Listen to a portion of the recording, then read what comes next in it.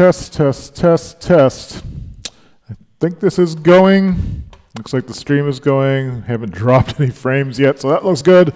Hey, what's up? This is Dave. This is What's Up Dave. This is my daily stream where I catch up with my friends on the internet, picking up on what I've been up to, describing projects I've been working on of a nerdy and designerly and programmery nature. It's Wednesday, December 6th, and this is a nice sunny day out here. What am I going to talk about? I'm seeing some weird glitching, though, on the stream. Let me just double check. It's like jumping around and stuff. Doesn't seem to be all right over here. I do hear of a nerdy. I do hear audio. Levels seem a little bit loud, so I'm going to drop them down a little bit. All right, so what are we talking about today? I have decided to talk about, some show and tell. I got this device for the new TV called a Brickwall surge eliminator. So like this is the most expensive thing I've ever bought, well, other than the laptop, I guess. And I'm worried about lightning or bad electrical stuff killing the thing. So I wanted to get a power conditioner surge protector for it. And when I was doing research about it, I was reading that, excuse me, that most surge protectors, like all the various APC and UPSC things that they have, use something called a metal oxide varistor, an MOV, to use the surge protection. And apparently they wear out. They're not particularly effective if you really get hit by lightning. And when I was reading the Wirecutter review on the best sort of things to get, one of the in the comments section, people were mentioning that they were using series mode surge eliminators. And so I looked it up. Apparently there's this device that instead of using these sacrificial components that when the lightning hits, dissipates all the energy and then explodes, basically. The series mode thing uses induction, a big induction circuit, to shunt the excess energy away, and it doesn't wear out, and it lasts for a long time, and it actually can take a huge hit in energy. They're not that cheap, so I got one for about I think it was $250 plus shipping. Let me bring it over here. And all it looks like, this made someplace in New Jersey apparently. Let me bring this thing over here. Let's drop it down. It looks just like a big power brick. I hope I didn't get ripped off or taken by something.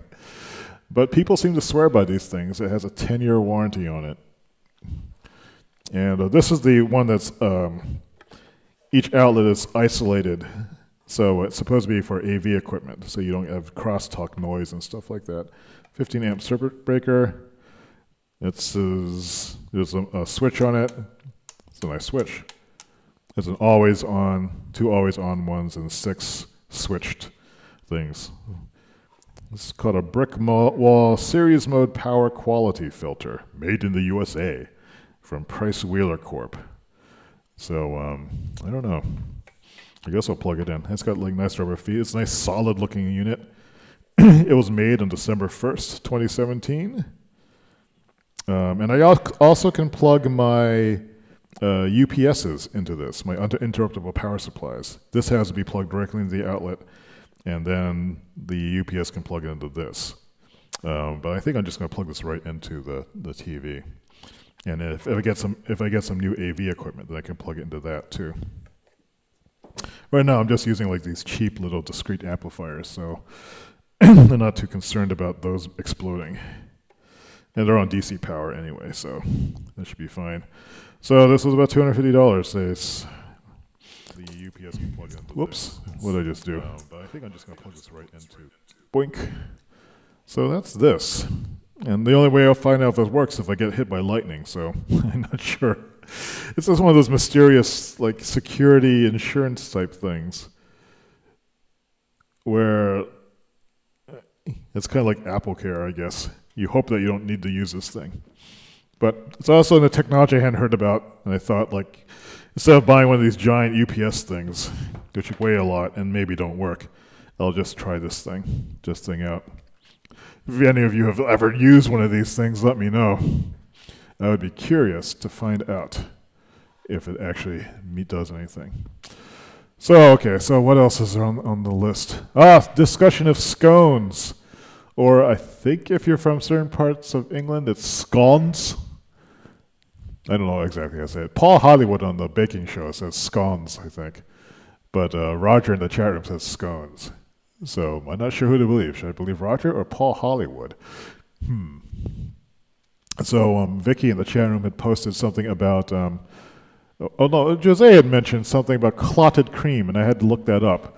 Vicky posted a link to clotted cream, and I actually looked at this, and this was really interesting. So let me see if I can find that video I was watching.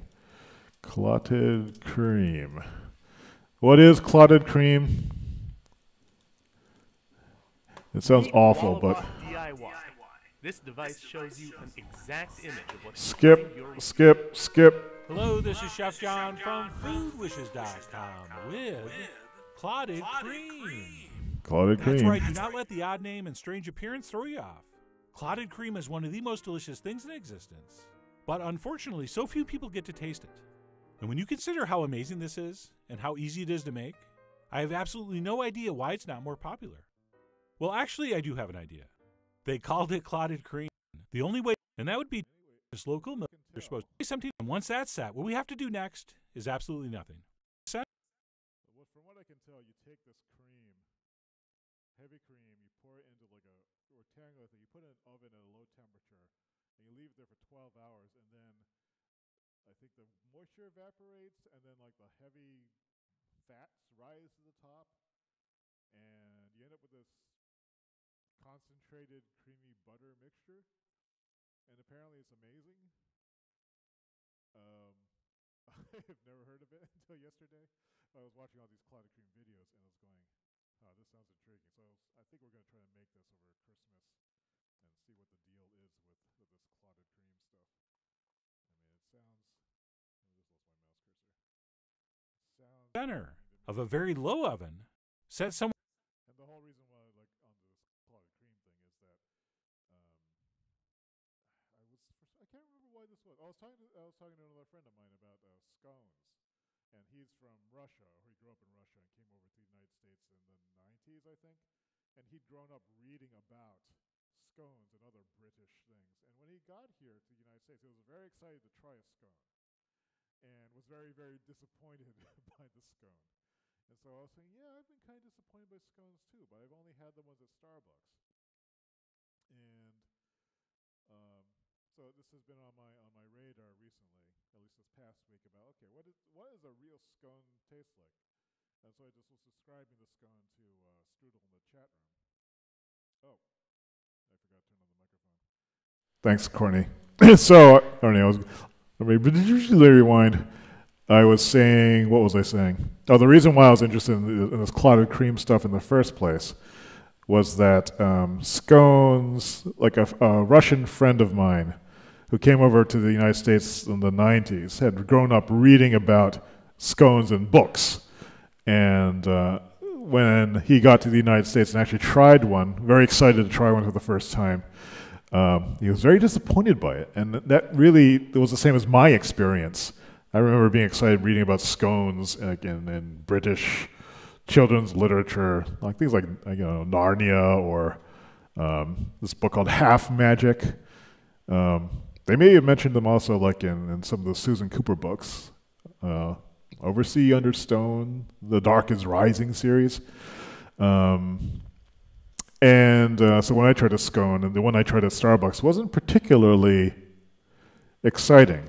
And I was describing the scone that I had yesterday to Strudel in the chat room, who lives in New Zealand, but I think her family is originally from the Cornwall region in Western England.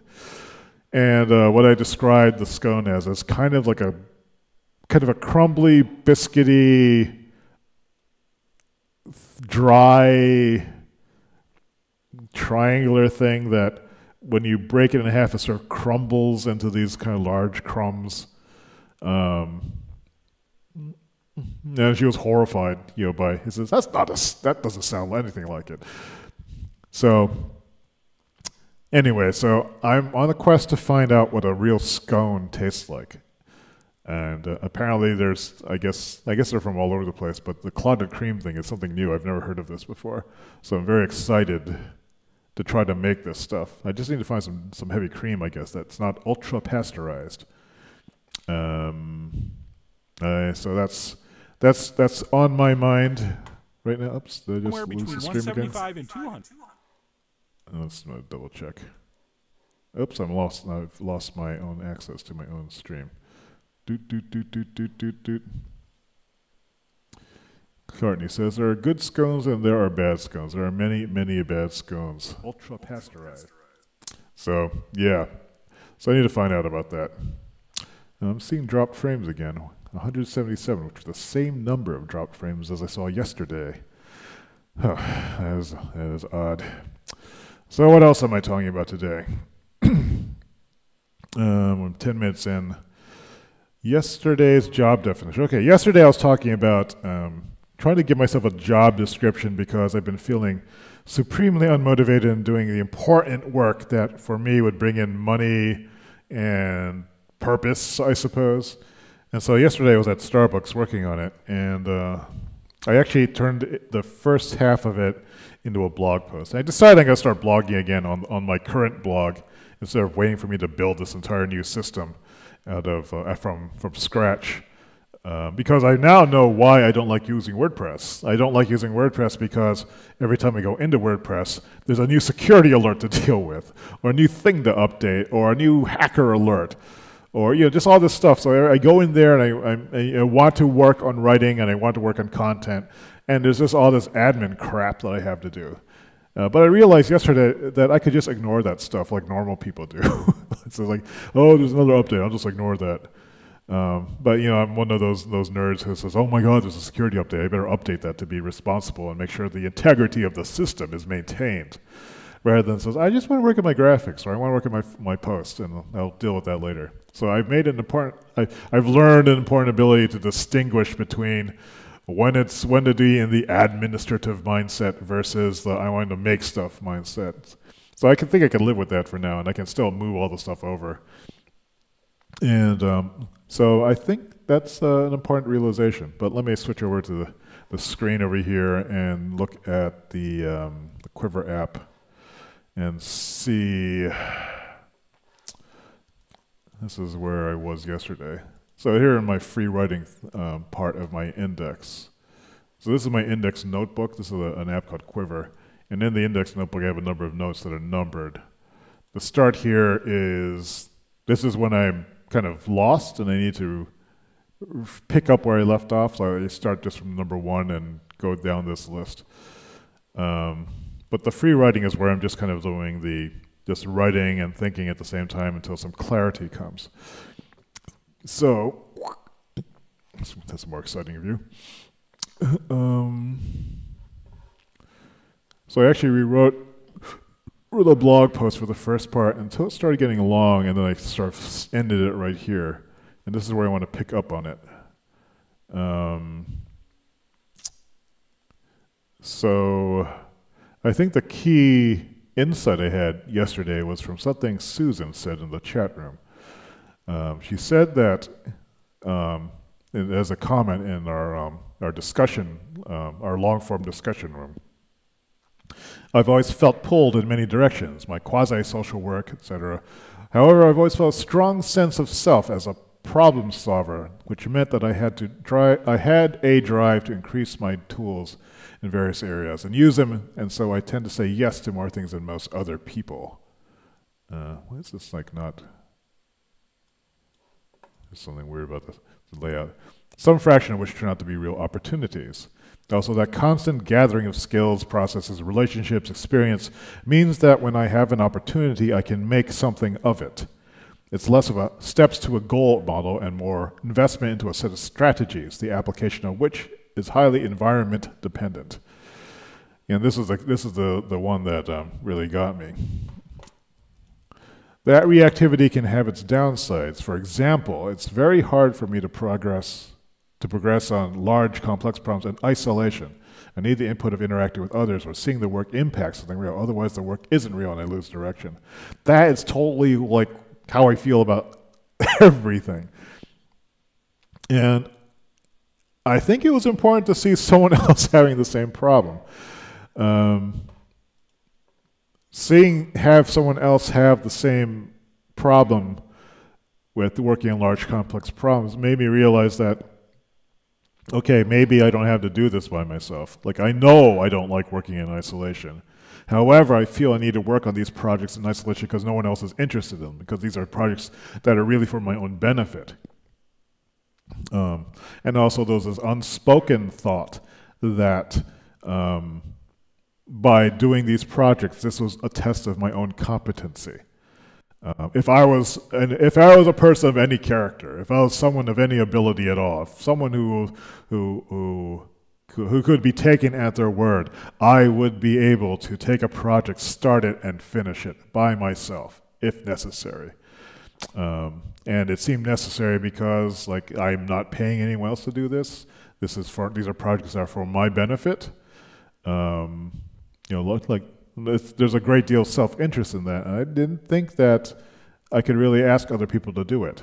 And even if I had the money or wanted to spend the money hiring someone else to do it, I wasn't convinced that that would be the best way of doing it, because there's a very strong element of authorship that I cling to. But the new hypothesis is, I just don't like working by myself, so I need to do so. I don't think that's going to go away. I've tried to do all this work solo for the past, say 5 years, I think. My Groundhog Day resolutions haven't changed all that much in the past 5 years. It's always been develop this infrastructure so I can do more things. I think I need to convert them to group projects. So figuring out, so I want to make my Amazon store better. How do I turn that into a group project where more people are interested in it, where people feel like they have a stake in it, and then I'm accountable to them and they're accountable to me? Accountable might even be the wrong word for it. So finding that thread of connection and turning these solo projects into something where I'm bringing more people into them, I think that's a direction that I want to look into. I have some thoughts on that. I actually got a nice email from someone yesterday, which I haven't finished processing, that had some suggestions. And at first the suggestions were like I think that you are making this system, the best system to do this type of tracking, et cetera, et cetera. And that's not motivating to me. I'm not interested in making the world's best productivity tracking tools. I mean, it'd be nice to have them, but I don't really care about that. But if I shift my language a little bit on that and say, I would love to work with other people to together make the world's best productivity system, that becomes much more interesting. So how can I make that a real project for a real set of people to feel that they have an investment in it and that we're working together on it, and then we're all excited about working together in high fidelity over a short period of time to produce these goals one by one by one by one. And I think that might be the approach. Yeah, and so thankfully we have this chat room now that can sort of be the base for it. So that's kind of where I am on this. What I want to do is next go into, finish writing that blog post. It's probably going to be a 2 or 3 post series. So I posted the first one. It's on the website now if you look at it. If you go to davidsay.com. That's I should make sure it's actually there. As usual, I didn't proofread it.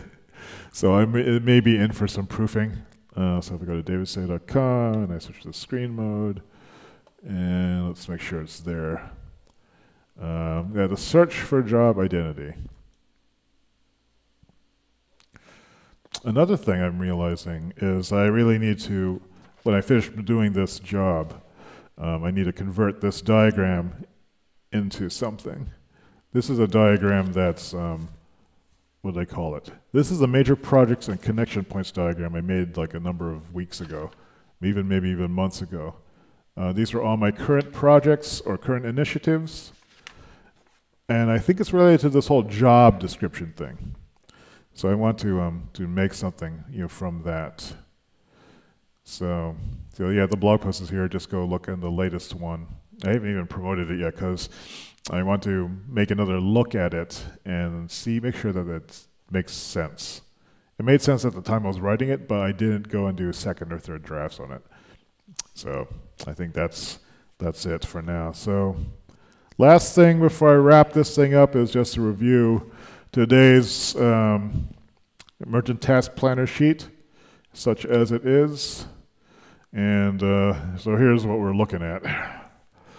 I got up around 6 a.m. today. Actually, I was up at 5, but then tossed and turned until I decided just to get out of bed. I had gone to sleep relatively early at, it was like 12:30 a.m. So I got at least 5 hours, but then after I finished all the code work from around 7:45 to 9:30, I did sleep until noon to catch up on the rest of that sleep. So I should be sleeped up now. So let's see, I'm gonna just make a note of this. Here's my sleep symbol. Sleep. I don't know if people can even see that. Adjust this down. Sleep. These are like little sleep plants, I guess. And then it's noon. It's 2 p.m. now already. When did I start the stream? I started the stream according to YouTube. I've been doing it for 20 minutes. It's 2:16, so I started this around 2, I think. Stream. The time between here, this was catching up with Ben on the code work I did. That was about 30 minutes, let's say. And then this was, I think, like just sort of socializing in the chat room for a bit.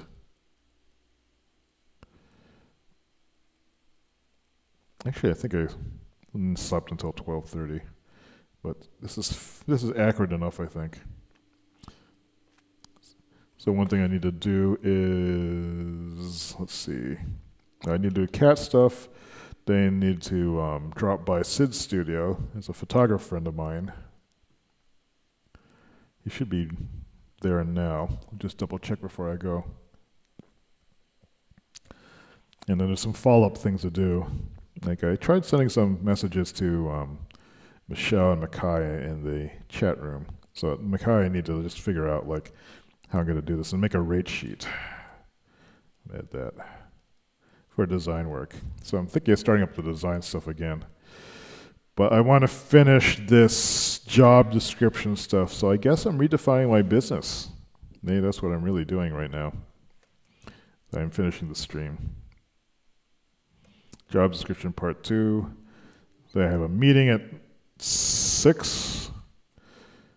So let me get this cat stuff out of the way. And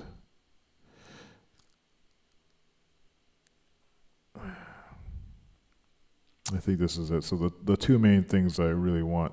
This is important, and this is important. This is important, and this is important too.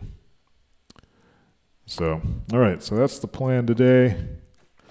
I guess stick this back over here on the side desk, which is actually kind of nice to have. This is where like my shelving stuff where I'm keeping. The top drawer are things that are most immediately useful, and this is kind of overflow stuff that I haven't put away yet. But that's the stream for today. So I'm going to get ready to head out and do some stuff. So check in tomorrow. Hopefully I'll have more clarity on the job description insight stuff. And then we're ready to rock and roll and like make some things happen. So the whole idea of making the world's best productivity tracker system, something I've never been interested in doing. That might be more interesting if there's other people who want to buy into that. But I don't know. I'll just say see if there's any interest who wants to collaborate on this. Yeah, bad spelling. Glad that shelving is still helpful. Yeah. Okay. So thanks for watching. Hope you're having a good Wednesday, and I'll see you tomorrow. Doink. 1, 2, 3, 4, 5, 6, 7, 8, 9, 10, 11, 12, 588 dropped frames. When is this drop doing the frame dropping?